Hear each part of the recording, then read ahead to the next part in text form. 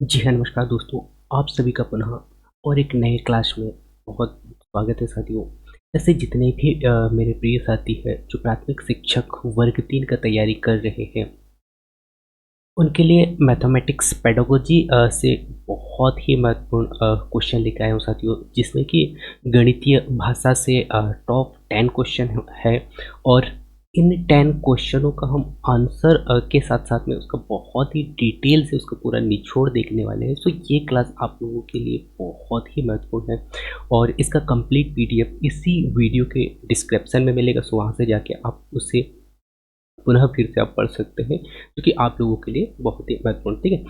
सो मैं लेके चलता हूँ साथियों आपको क्वेश्चन की ओर। और क्वेश्चन की ओर जाने से पहले मैं आप लोगों को बता दूँ साथियों कि बहुत ही जल्द जो है एमपीटीईटी वर्ग 3 शिक्षक भर्ती का जो ओल्ड पेपर जो 2022 में हुआ था साथियों, उनका पूरा डिटेल से आप लोगों को देने वाला हूँ, क्योंकि आपको पता है 2022 में अलग-अलग शिफ्ट पे अलग-अलग डेट पे पेपर हुआ था और सभी पेपरों को मैं वीडियो के माध्यम से देने का प्रयास करूँगा। वो आप ज़रूर देखिएगा, ठीक है। अब मैं लेके चलता हूँ साथियों क्वेश्चन की ओर। और आज का पहला क्वेश्चन आपको स्क्रीन पे दिख रहा होगा, जैसे कि आप देख पा रहे होंगे। पहला क्वेश्चन क्या है, एक शिक्षक को अपनी कक्षा में गणितीय वार्ता शुरू करनी चाहिए क्योंकि आपको यहाँ पे बताना है राइट आंसर। सो आपके पास में ऑप्शन है साथियों। यह छात्रों को चर्चा में संलग्न करता है, जबकि शिक्षक उनके होमवर्क होमवर्क को देख सकता है। क्या ये हो सकता है? या फिर नेक्स्ट अगला ऑप्शन है आपके पास में कि वह भाषा गणितीय समझने में मदद करती है, या फिर गणितीय वार्ता हाल के शैक्षणिक भाषण में ज़ोर पकड़ती है, या फिर हो सकता है कि बच्चे वैसे भी बात करते हैं, या इस तरह की वार्ता कुछ अधिक उपयोगी होती है। सो आपको यहाँ पे बताना चाहती हूँ कि शिक्षक को अपनी कक्षा में गणितीय वार्ता शुरू करनी चाहिए क्योंकि। सो इस क्वेश्चन का राइट आंसर आपको यहाँ पे बताना है। यदि आपने क्वेश्चन को बहुत ही अच्छा से यदि आपने पढ़ा होगा और समझने का कोशिश किया होगा, तो आपको यहाँ पे आंसर दिख रहा होगा कि वह भाषा गणितीय समझने में मदद करती है। गणितीय भाषा सॉरी वह भाषा जो गणितीय समझने में मदद करती है, इसीलिए गणितीय वार्ता शुरू करनी चाहिए, ठीक है। तो इस प्रकार इस क्वेश्चन का राइट आंसर क्या होगा? सेकंड ऑप्शन, ठीक है। इसके पश्चात कुछ महत्वपूर्ण बिंदुओं से भी रूबरू करा दूँ साथियों। जैसे कि आपको पता है कि गणित शिक्षक को अब अपनी कक्षा में गणितीय वार्ता शुरू करनी चाहिए क्योंकि यह भाषा जो है इसे मदद करती है ना। यह जो भाषा जो होती है इसमें क्या करती है? मदद करती है। अब इसमें आपको यहाँ पे याद रखना है कुछ महत्वपूर्ण बिंदु कि गणित कैसे होते हैं। गणित समझ बढ़ाने में महत्वपूर्ण भूमिका निभाता है, ठीक। इसके पश्चात गणितीय शब्दों को समझने और याद रखने में महत्वपूर्ण भूमिका निभाता है। नेक्स्ट अगला पॉइंट आपको याद रखना है कि जो शिक्षार्थी जो होते हैं, शिक्षार्थी को तार्किक रूप से तर्क करने में सक्षम बनाता है, ठीक है। और गणितीय विचार और विचारों को व्यक्त करने में भी महत्वपूर्ण भूमिका निभाता है, और गणितीय विचार के स्वरूप को पहचानने में भी महत्वपूर्ण भूमिका निभाता है। सो ये कुछ महत्वपूर्ण की पॉइंट्स थे जो कि आपको याद रखना है। सो ये एक क्वेश्चन नहीं है साथियों, इस क्वेश्चन के साथ में ये पूरे फैक्ट आपको मिल रहे हैं, ठीक है। और ये पूरा कंप्लीट पीडीएफ आप लोगों को मिलेगा, जैसे कि मैंने स्टार्ट में ही बता दिया था, ठीक है। अब नेक्स्ट क्वेश्चन आपकी स्क्रीन पे आ चुका है। क्वेश्चन क्या है साथियों कि गणितीय भाषा का भाग निम्न में से क्या है? ये आपको यहाँ पे बताना है, जिसमें कि आपके पास में फर्स्ट ऑप्शन है साथियों प्रतीक, सेकंड ऑप्शन है संख्या चर, और नेक्स्ट अगला ऑप्शन है थर्ड नंबर का सूत्र, या फोर्थ ऑप्शन आपके स्क्रीन पे है उपरोक्त सभी। तो इस क्वेश्चन का राइट आंसर आपको यहाँ पे बताना है, ठीक है। सो यदि मैं यहाँ पे बात करूँ साथियों गणितीय भाषा का भाग निम्न में से क्या है, ये पूछा है। सो यदि आप गणितीय तौर पे देखें, गणितीय भाषा को देखें, तो जिसमें कि आपको प्रतीक के रूप में भी देखने को मिलता है, और हम संख्या की बात करें गणितीय भाषा में तो संख्या चर भी आपको देखने को मिलता है, और सूत्र भी। तो इस प्रकार हम कह सकते हैं कि इसमें जो है उपरोक्त सभी होंगे, जिसमें कि गणितीय भाषा के रूप में ये सभी देखने को मिलते हैं, ठीक है।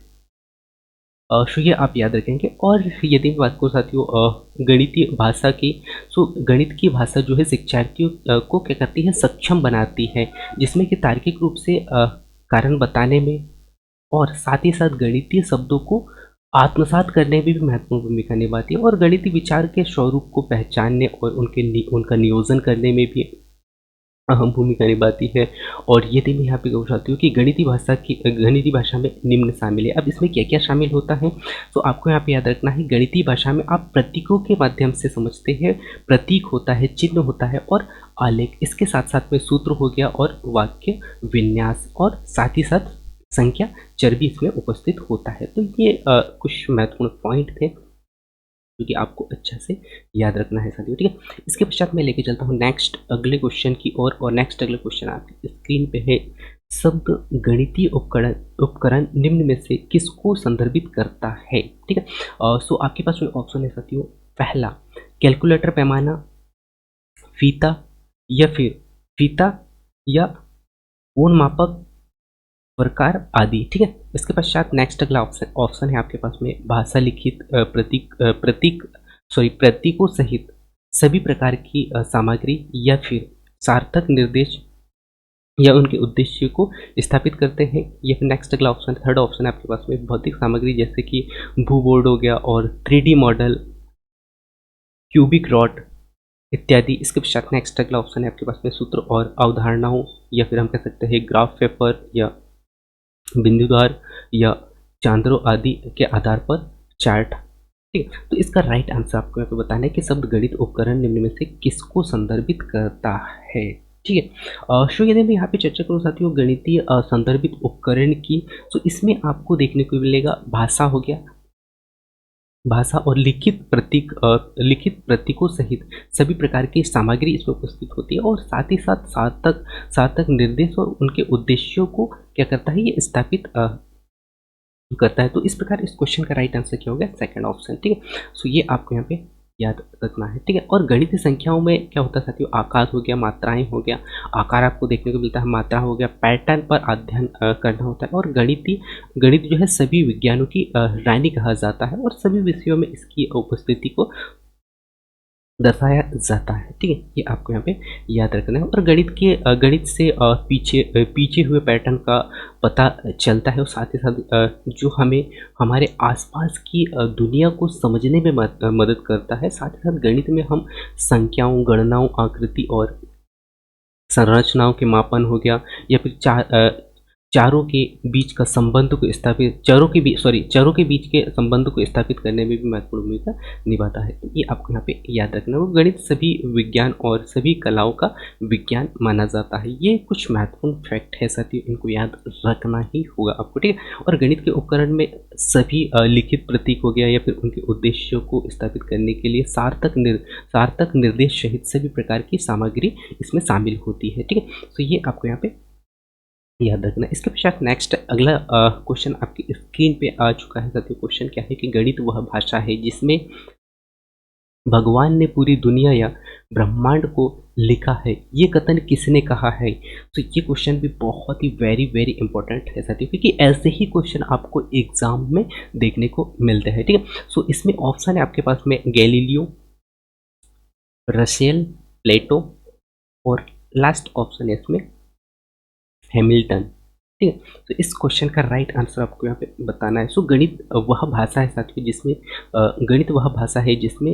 भगवान ने पूरी दुनिया या ब्रह्मांड को लिखा है, ये कथन जो है गैलीलियो महोदय ने कहा था, ठीक है। सो ये आपको यहाँ पे याद रखना है। और यदि मैं यहाँ पे गैलीलियो की बात करूँ साथियों, तो गैलीलियो द्वारा कहा गया है जिन्होंने गणित और विज्ञान के क्षेत्र में प्रमुख योगदान दिया था। और इनके द्वारा क्या कहा गया है कि गणित की भाषा निम्न के लिए उपयोग की जाने वाली भाषा को संदर्भित करता है, ठीक है। जिसमें कि आपको तार्किक रूप से कारण पता करने के लिए इसमें महत्वपूर्ण भूमिका निभाता है और कारण संदर्भों को क्या करता है, आत्मसात करना, साथ ही साथ इसमें गणितीय सोच और विचारों को व्यक्त करना होता है और गणितीय विचारों के स्वरूप को पहचानने और उनके नियोजन करने में भी महत्वपूर्ण भूमिका निभाता है, ठीक है। और इसके पश्चात नेक्स्ट अगला क्वेश्चन आपकी स्क्रीन के सामने आ चुका है साथियों। क्वेश्चन क्या है कि संख्या कल्पनाओं के प्रभावी अध्ययन हेतु बच्चों को कुछ प्रारंभिक संकल्पनाएं ग्रहण करने की आवश्यकता होती है। क्या कहलाती है, ये आपको बताना है। क्वेश्चन मैं पुनः फिर से रिपीट करता हूँ साथियों कि क्या संख्या संख्या कल्पनाओं से प्रभावी अध्ययन हेतु बच्चों को कुछ प्रारंभिक कल्पनाएं ग्रहण करने की आवश्यकता होती है, वो क्या कहलाता है। ठीक है, सो आपको यहाँ पे बताना है। यहाँ पे खालिस्तान है, ठीक है, खालिस्तान क्या कहलाता है। ठीक है, सो आपके पास में ऑप्शन है संख्या संकल्पनाएं, परिकल्पनात्मक संकल्पनाएं, या मापन संकल्पनाएं, या पूर्ण पूर्ण संख्या संकल्पनाएं। ठीक है, तो इसका राइट आंसर आपको यहाँ पे बताना है साथियों। ठीक है, सो यदि आप संख्या संकल्पनाओं की बात कर सकते हो तो इसमें राइट आंसर होगा क्या, पूर्व पूर्व संख्या संकल्पनाएं, पूर्व संख्या संकल्पनाएं इस क्वेश्चन का राइट आंसर होगा। ठीक है, जो कि आपको यहाँ पे याद रखना है। तो संख्या संकल्पनाओं को प्रभावी अध्ययन हेतु बच्चों के यानी कि बच्चों को कुछ प्रारंभिक कल्पनाएं ग्रहण करने की आवश्यकता होती है, क्या कहलाती है। सो पूर्व संख्या संकल्पनाएं कहलाती है। ठीक है, तो ये आपको यहाँ पे याद रखना है। इसके पश्चात यदि मैं कुछ महत्वपूर्ण पॉइंटों की बात कर सकती हूँ, तो महत्वपूर्ण पॉइंट में आपको यहाँ पे याद रखना है कि जो संख्या जो होती है, संख्या अवधारणाओं का विकास आमतौर पर गिनती को संख्या या अवधारणाओं को प्रस्तुत करने का पहला चरण माना जाता है, और कक्षा एक में भर्ती किए गए अधिकांश बच्चों को रटने से कम से कम 10 तक संख्याओं के नाम पता होते हैं, और लेकिन संख्या अवधारणाओं से प्रभावी अधिगम के लिए बच्चों को कुछ प्रारंभिक अवधारणाओं को प्राप्त करने की आवश्यकता इसमें होती है, जिन्हें हम क्या कहते हैं, पूर्ण संख्या अवधारणा कहते हैं। सो आप इससे समझ चुके होंगे कि इस क्वेश्चन का राइट आंसर क्या आने वाला था, पूर्ण संख्या अवधारणा है। ठीक है, इसके पश्चात यदि पूर्व संख्या अवधारणा की बात करें साथियों, तो यह इन अवधारणाओं को प्री प्री स्कूल वर्षों के दौरान बच्चों में इनका विकास किया जाता है, यानी कि 7 वर्ष की आयु में 7 वर्ष की आयु प्राप्त करने वाले बच्चों के, यानी कि प्राप्त करने वाले पहले ये हम कह सकते हैं कंक्रीट ऑपरेशन चरण में से पहले, जैसे आप देख पा रहे होंगे मैचिंग हो गया, सेटिंग हो गया, या फिर कंपेयरिंग, या ऑर्डरिंग, और सबिटाइजिंग को इस काम के लिए इस्तेमाल किया जाता है। तो ये कुछ महत्वपूर्ण जो बिंदु है इनको आपको यहाँ पे याद रखना है। और संख्या अवधारणा जिसमें कि संख्याओं को सही ढंग से गिनना, पहचानना और उनका उपयोग करना, और संख्या और संचालनालों की तुलना करना, साथ ही साथ संख्या अवधारणाओं के विकास में महत्वपूर्ण भूमिका निभाता है। ठीक है, तो ये आपको यहाँ पे याद रखना है। और साथ ही साथ जो मापन जो होता है, साथ मापन अवधारणाओं का विकास जो है प्याजे के कार्य ने बच्चों में माप अवधारणाओं के विकास की समझ में महत्वपूर्ण योगदान दिया है। और प्याजे 2 प्रकार की पहचान करते हैं जिन पर मापन प्रक्रिया निर्भर रहती है। पहला जो है कंजर्वेशन, यानी कि यह बताता है कि कुछ वस्तुओं में आकार है ना, कुछ वस्तुओं में क्या आकार है, और आकार बदलने पर भी संख्या अपरिवर्तित रहती है। सो इसको मैं पुनः फिर से रिपीट करता हूँ कि कंजर्वेशन, इन्होंने पहला पॉइंट क्या रखा है, कंजर्वेशन, यानी कि यह बताता है कि कुछ वस्तुओं में आकार बदलने पर भी संख्या जो है अपरिवर्तित रहती है। ठीक है, इसी प्रकार नेक्स्ट अगला यहाँ पे इन्होंने बताया है कि परिवर्तनशीलता, यानी कि यदि ए बराबर बी है तो ए बराबर बी और बी बराबर सी है, तो हम कह सकते हैं ए बराबर सी, है ना, तो हम कह सकते हैं ए बराबर सी।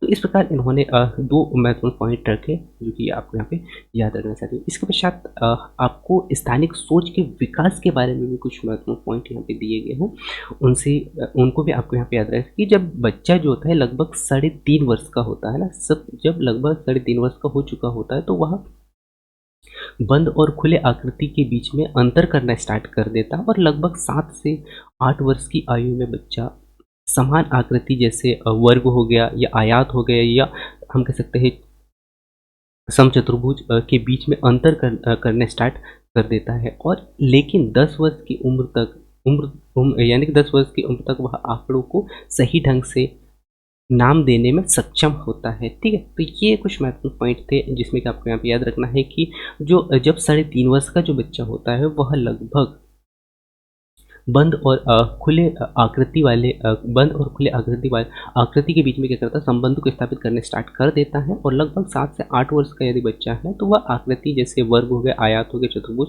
इत्यादि में अंतर को समझ पाता है। ठीक है, इसके पश्चात नेक्स्ट अगला क्वेश्चन आपकी स्क्रीन के सामने है कि गणित अवधारणाओं की महारत में नियोजित करने के लिए बच्चे और शिक्षक के लिए मुख्य उपकरण क्या है। क्वेश्चन को मैं पुनः फिर से रिपीट करता हूँ साथियों कि गणित अवधारणाओं की महारत में नियोजित करने के लिए बच्चे और शिक्षक के लिए मुख्य उपकरण क्या है, ये आपको यहाँ पे बताना है। ठीक है, सो यदि मैं ऑप्शन की ओर नजर डालूँ साथियों, तो पहला है कौशल, नेक्स्ट अगला ऑप्शन, सेकंड ऑप्शन है मनोवृत्ति, थर्ड ऑप्शन है भाषा और फोर्थ ऑप्शन है आपके पास में विश्लेषण। ठीक है, सो यदि मैं यहाँ पे चर्चा करूँ साथियों गणित अवधारणाओं की महारत की, है ना, गणित अवधारणा महारत में नियोजन की, तो इस क्वेश्चन का राइट आंसर होगा भाषा, क्योंकि गणित अवधारणाओं की महारत में नियोजन करने के लिए बच्चे और शिक्षकों के लिए मुख्य उपकरण की यदि पे चर्चा करें तो इसमें मुख्य उपकरण भाषा होना चाहिए, क्योंकि बिना भाषा से आप महारत को नियोजित नहीं कर सकते हैं। ठीक है, तो ये आपको यहाँ पे याद रखना। और गणित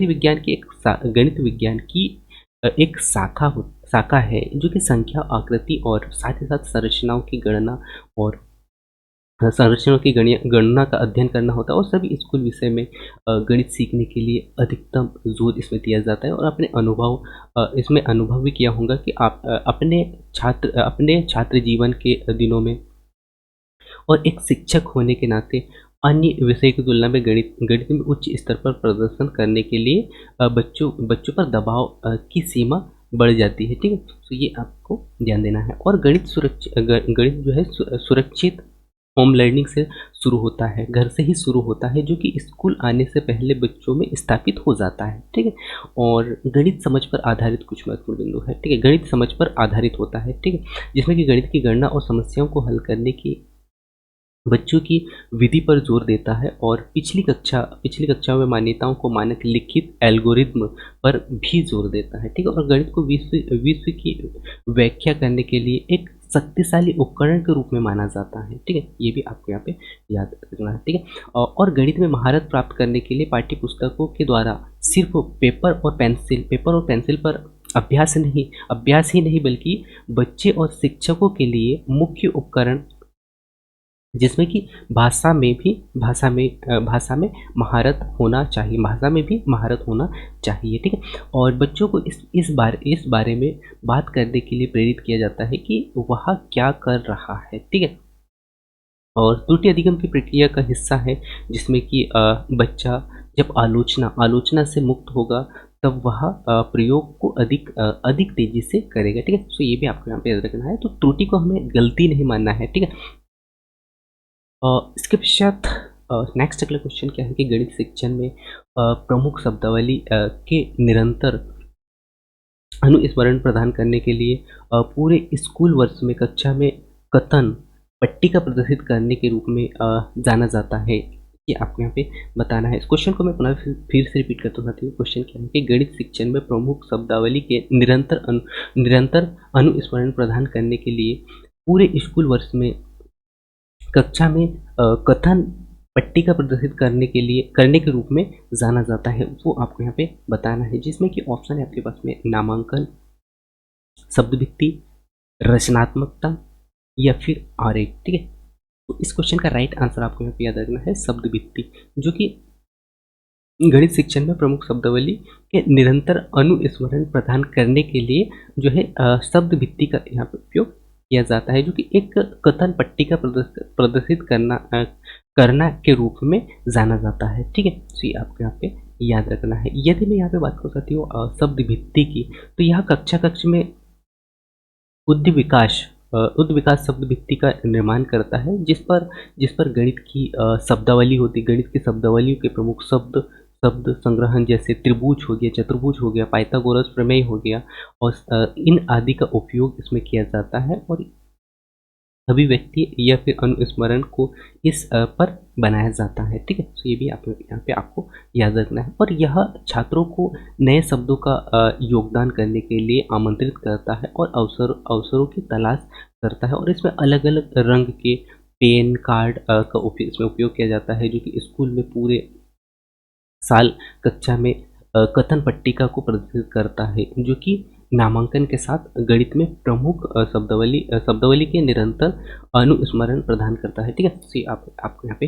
याद रखना है। ठीक है, और वाक्य आरेख की यदि हम यहाँ पे चर्चा करें साथियों, तो वाक्य आरेख क्या होता है? तो आरेख यह कल्पना करने का एक तरीका है जो कि किसी वाक्य का सूचना से विभिन्न भाग एक साथ कैसे व्यवस्थित होते हैं, और एक पद का कर्ता एक खंड में जाता है और क्रिया दूसरे से, और इसी तरह से अन्य में होता रहता है। ठीक है, यह आपके लेखन को बेहतर बनाने और उचित व्याकरण को रेखांकित करने में महत्वपूर्ण भूमिका निभाता है। ठीक है, और इसके अलावा वाक्य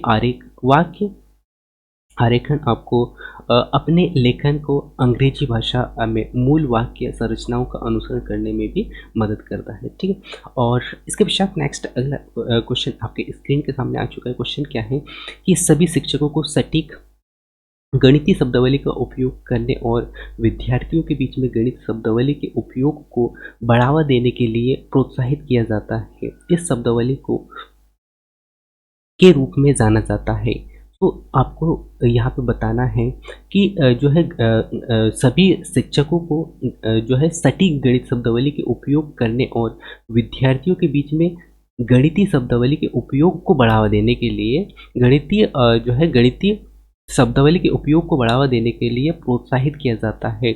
इस शब्दावली को किस रूप में जाना जाता है, ये आपको यहाँ पे बताना है। ठीक है, जिसमें कि आपके पास में ऑप्शन है गणित शिक्षण की भाषा के रूप में, गणित शिक्षा के मान के रूप में, या फिर गणितीय शिक्षा के सहसंबंध के रूप में, या गणित शिक्षा के उपकरण के रूप में। ठीक है, तो इस क्वेश्चन का राइट आंसर आपको यहाँ पे याद रखना है, गणित शिक्षा की भाषा के रूप में से माना जाता है। ठीक है, सो गणितीय शब्दावली का उपयोग को बढ़ावा यदि आपको देना है, बढ़ावा देने के लिए प्रोत्साहित करना है, तो उससे कहा जाता है गणित शिक्षा की भाषा के रूप में से जाना जाता है। ठीक है, तो ये आपको यहाँ पे याद रखना है। वो गणित जो होते हैं सटीक गणित शब्दावली का उपयोग और विद्यार्थियों के बीच गणितीय शब्दावली के उपयोग को बढ़ावा देने के लिए इस शब्दावली का उपयोग किया जाता है, और साथ ही साथ इस शब्दावली को गणित शिक्षा के भाषा के रूप में भी जाना जाता है, क्योंकि गणित की अपनी भाषा और शब्दावली जो है विभिन्न प्रतीकों और नियमों द्वारा बनाई जाती है। क्योंकि गणित की भाषा एक विशाल शब्द है। ठीक है, गणित की भाषा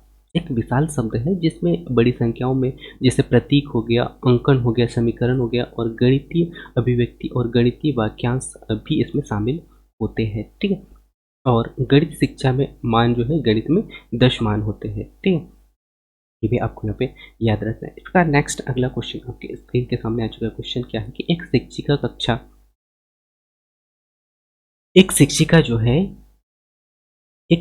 कर रही है, एक शिक्षिका कक्षा चौथी की शैलजा से एक आकृति की परिधि के लिए, है ना, क्या कर रही है, एक आकृति की परिधि के लिए एक परिधि के बारे में पूछती है, जिसमें कि क्या कहा गया है कि इसमें शैलजा ने उसके शब्दों में हल बताने के लिए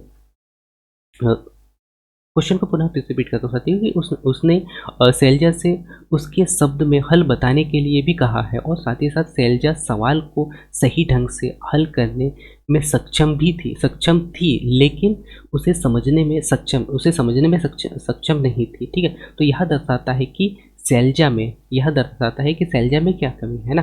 तो क्या दर्शाता है ये आपको यहाँ पे बताना है, जिसमें कि ऑप्शन है आपके पास में परिधि की संकल्पनाओं की बुरी समझ है लेकिन अच्छी मौखिक क्षमता है, क्या ये हो सकता है, या फिर कम भाषा कुशलता और कम गणितीय कुशलता, ये हो सकता है, या फिर थर्ड ऑप्शन है आपके पास में कम भाषा कुशलता और उच्चतर गणितीय कुशलता, या फिर लास्ट ऑप्शन है आपके पास में खराब आत्मविश्वास स्तर और खराब गणितीय कौशल। ठीक है, सो इस क्वेश्चन का राइट आंसर आपको यहाँ पे बताना है। क्वेश्चन को मैं पुनः फिर रिपीट करता हूँ साथियों, जो कि एक शिक्षिका है जो कक्षा चौथी की शैलजा से एक आकृति की परीक्षा के बारे में पूछती है, जिसमें कि उसने क्या कहा है, ये चौथी है। ठीक है, 4 कक्षा की शैलजा, उसने शैलजा से उसके शब्दों में हल बताने के लिए भी कहा है उसे, जो है उसके शब्दों में हल बताने के लिए भी कहा है, और शैलजा सवालों को सही ढंग से हल करने में सक्षम थी लेकिन उसे समझने में सक्षम नहीं थी, यह दर्शाता है। तो इस क्वेश्चन का राइट आंसर क्या होगा साथियों, यह कम भाषा कुशलता और उच्चतर गणितीय कुशलता के कारण वे कैसे थी, सक्षम नहीं थी। ठीक है, सक्षम थी लेकिन उसे समझाने में सक्षम नहीं थी।